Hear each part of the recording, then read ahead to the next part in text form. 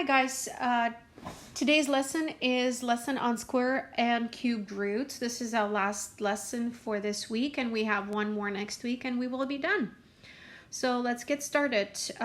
Please watch the video for math antics that kind of explains the relationship between exponents and square roots first. Really would like you to do that and then take the notes. So let's start. Square roots and exponents, they're operations that undo each other. So if you take a look at 2 squared, 2 is the base. 2 squared equals to 4, right? So what is the square root of 4? It's simply a number. It's one of the 2 factors of 4, which is 2 times 2, right? 2 times itself twice equals to 2. So a square root of a number, and we use a radical sign. You can see radical sign right here. It's also called a root sign. Okay, and the radical sign, if we just see the sign without any numbers, we're assuming it's called a principal square root, or we can also write it as 2 radical sign, 2 square root of a number. So again, it's up to you. Never mind. So moving on, numbers that have factors of itself multiplied together. They're called perfect square roots. So for example, square root of 4 is 2, right? Because 2 times 2 is 4. Square root of 9 is 3 because 3 times 3 is 9. Square root of 25 is 5 times 5. So these are called perfect squares. We can actually find a number times itself that will give me that number under the radical sign. The numbers that are not perfect squares are irrational, okay, and we get to estimate those in a second. Okay, so again, your root operation gives you the base answer, okay, base answer. And roots and exponents undo each other. So again, 2 squared equals to 4. And if you wanted to undo that, you take a square root of 4, which is 2 times 2. And the answer is one of these 2 equal factors. Now, every positive number has a positive and a negative square root. Whenever you are asked to find a square root of a positive or negative 36, positive or negative square root of 36, you're not asked to find a principal square root, which is only a positive part. Now, I'll tell you what the answer might be. We know that 36 you can get by multiplying 6 times 6. Or you can also get it by multiplying negative 6 times negative 6, right? That's why 2 numbers can give you then the answer of positive 36. So the answer for positive negative square root of 36 should be either positive 6 or negative 6. And a shorter version of that answer would be simply plus minus 6, okay?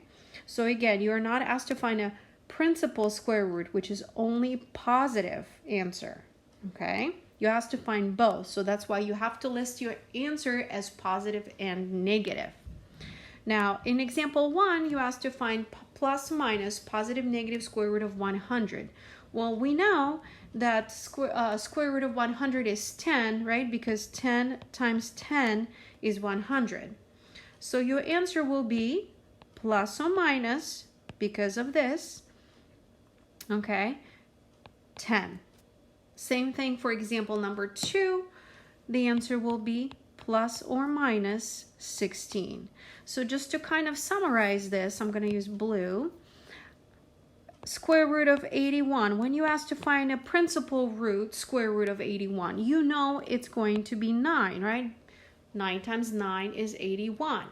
However, if you ask to find plus minus square root of 81, you're no longer being asked to find a principal square root, which is positive. So now you have to list your answer as positive, negative 9. Now, square root of a negative number is impossible to find. It brings us to imaginary numbers, and that's not what we're talking about. So square root of a negative number is not possible. Okay? Not possible. And because there are no real solutions. No real solutions.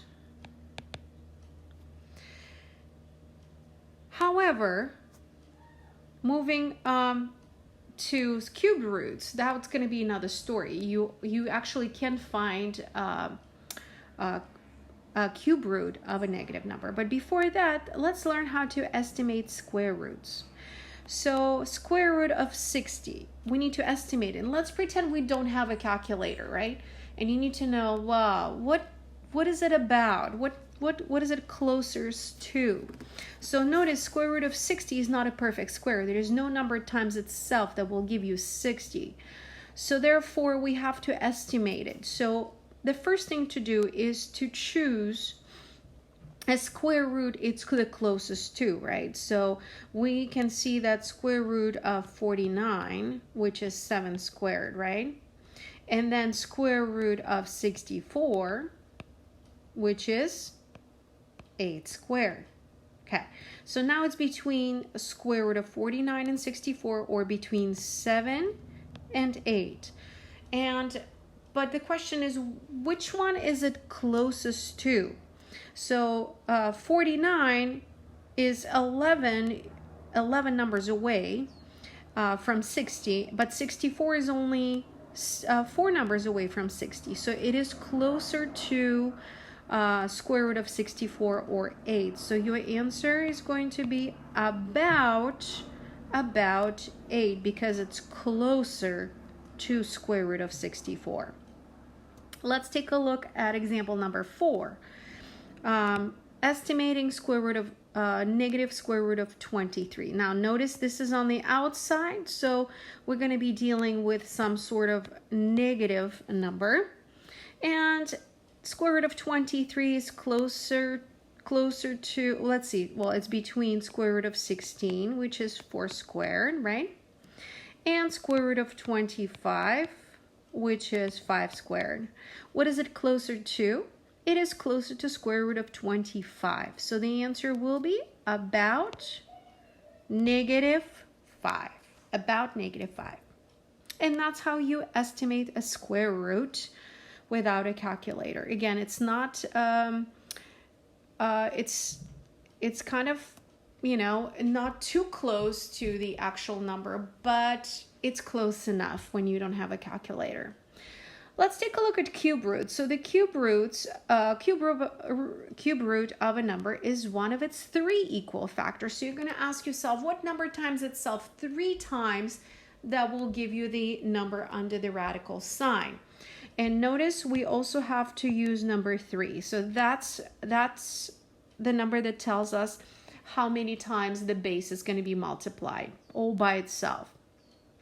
So cube root of 8 is the same as 3 radical sign, 2 times 2 times 2, right? So your answer is cube root, oops, why did I write that? Cube root of 8 is 2. In example number 7, we asked to find cube root of 27, and that would be, again, 3. What number times itself 3 times? And that would be 3 times 3 times 3. And that's going to be 3, right? And that is your final question. So finally, now square root of negative 64. I'm sorry, cube root of negative 64. We finding a square root, we couldn't do it, right? Because there were no possible solutions. However, with cube roots, it does work. Cube roots of positive numbers are positive, and cube roots of negative numbers are negative. So you just write what number, cube root, what number times itself 3 times, and that would be 4 or negative 4. So negative 4 times itself 3 times. Right? I'm going to extend that radical sign. Is going to be simply negative 4. Okay? So again, we can take a cube root of a negative number, but we cannot take a square root of a negative number. Now, ladies and gentlemen, that concludes our lesson. However, I'm going to show you just a little trick. If it's just extra information, if you're interested on how to estimate square roots to the nearest tenth without a calculator. So I'm just going to give you this example, and I'm going to show you. I thought it was pretty cool, and it's not too difficult. So how about square root of 10? I don't have a calculator, so I just need you to estimate it. So the first thing you're going to do is the same thing we've done before. We know that square root of 10 is between square root of 9 and square root of 16. Okay? So what you're going to do next, and I'm going to, let me zoom out a little bit. I'm going to take a square root of 9, which is 3, and add to it, listen very carefully, simply the numbers under the radical sign subtracted. So what I'm going to do is I'm going to subtract 10 minus 9, so that's original minus the first one. Okay, the difference between the original and the first square root, and then the second square root, okay, second square root and the first one. Okay, do you see that? So it's 10 minus 9 and 16 minus 9. Now that brings us to 3 plus 1/7, or 3 and 1/7. And 1/7 is about 3.14, or about 3.1. And if you use a calculator, use a calculator right now and see how close we are. We are super close, okay, to the actual thing. Okay, I'm going to give you one more. Now remember, this is irrational square roots. Irrational. They're not perfect. They're irrational square roots.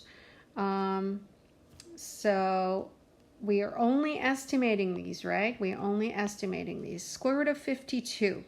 So square root of 52 is close to square root of 49. And square root of 64. You with me?